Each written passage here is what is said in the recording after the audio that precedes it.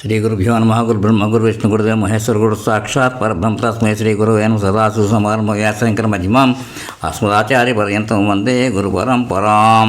శ్రీ గురుభ్యో నమః. గణాధిపతి. ఈరోజు వరకట్నం 1949లో వచ్చిన సినిమాలో వచ్చినటువంటి ఒక పాట ఎవరు చేసిన కర్మ అన్నది మాధవపతి సత్యం గారు పాడారు. ఆ పాటని ఇవాళ కొద్దిగా 4 చరణాలు నిర్మించి తర్వాత బయలు మీద వాయిద్దాం కూడా. చాలా బాగుంది ఆ పాట. ఎప్పుడో 1968 కదా అది. దాని గురించి కొన్ని విశేషాలు చెప్తాను.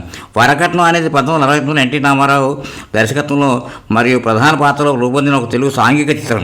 68లో చివరిలో చిత్రీకరణ జరిగి 1969 జనవరి 10న విడుదలైన చిత్రం.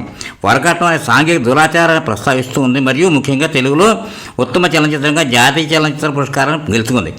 కీలక వివరాలు నిర్మాణం రామకృష్ణ ఎన్ఏటి కంబైన్స్ ఎన్ త్రివిక్రమరావు నిర్మించారు. ప్రధాన తారాగణం ఎన్టీ రామారావు, కృష్ణకుమారి, సావిత్రి మరియు నాగభూషణం.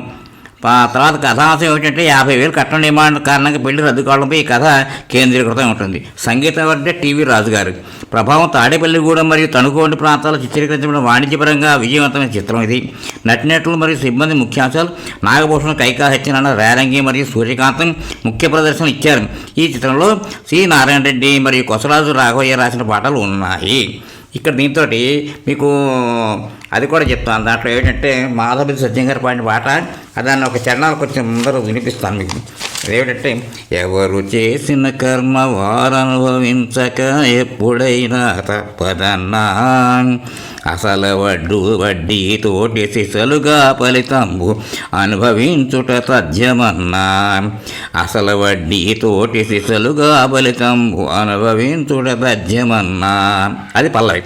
చరణం: కోడలు పోగానే చుక్కమ్మ చేతికి చీపురెట్టెక్కినరన్నా, చీపురుగట్టెక్కిరన్నారన్నా, నడుము నొప్పి తోటి చాకిరే చేస్తుంటే చేసింది వచ్చిందన్నా,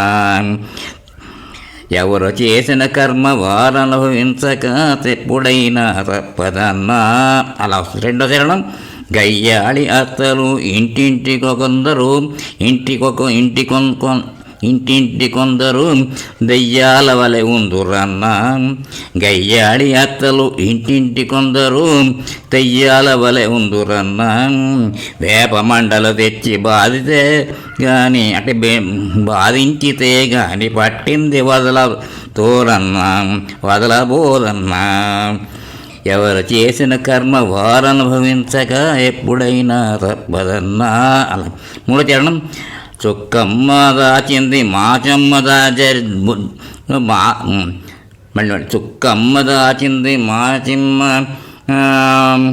మింగింది మర్మమేమిటో చెప్పరన్నా, ఊరి నోళ్ళు కొట్టి కూడబెట్టిన సొమ్ము కాళ్ళు వచ్చి పోయగదరన్నా,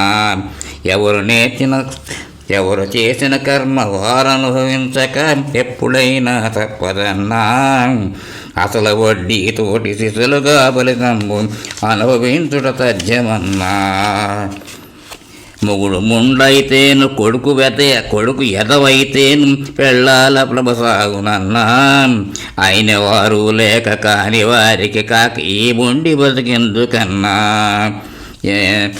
ఎవరు చేసిన కర్మ వారనుభవించక ఎప్పుడైనా తప్పదన్నా, అసలు వడ్డీ తోటి శిశులుగా ఫలితంబు అనుభవించుట సాధ్యమన్నా.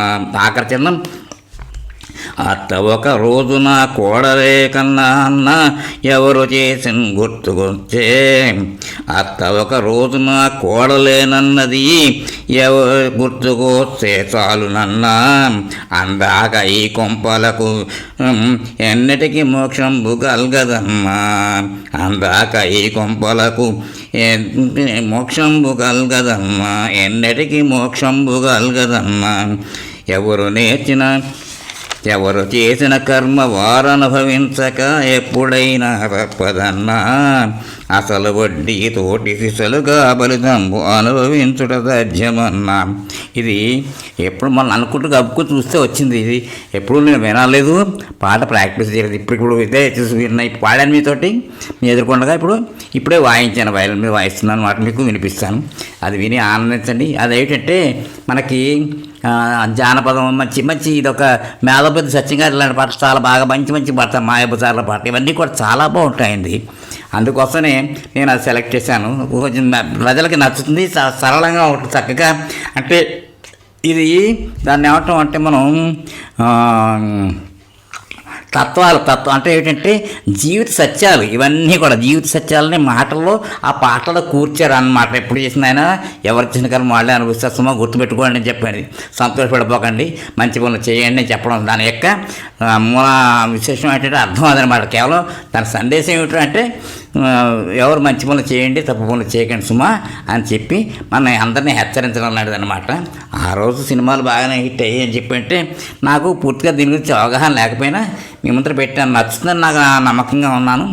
మీరందరూ చూసి నచ్చితే లైక్ చేసి సబ్స్క్రైబ్ చేసి ఛానల్ని ఎంకరేజ్ చేయండి. సబ్స్క్రైబ్ చేసి తర్వాత అంటే ఈ ఉపాధ్యాయుల సత్సంగ ఛానల్ అనమాట. ఏ చేసిన నాకు ఏమిటంటే నేనేమో ఊరికేది హాబీ అనుకోండి, ఏదైనా సరే అంతా ఆ పరమేశ్వరుదయ, అంతా రామార్పణం, కృష్ణార్పణం, శివార్పణం, ఈశ్వరార్పణం వస్తు. స్వస్తి.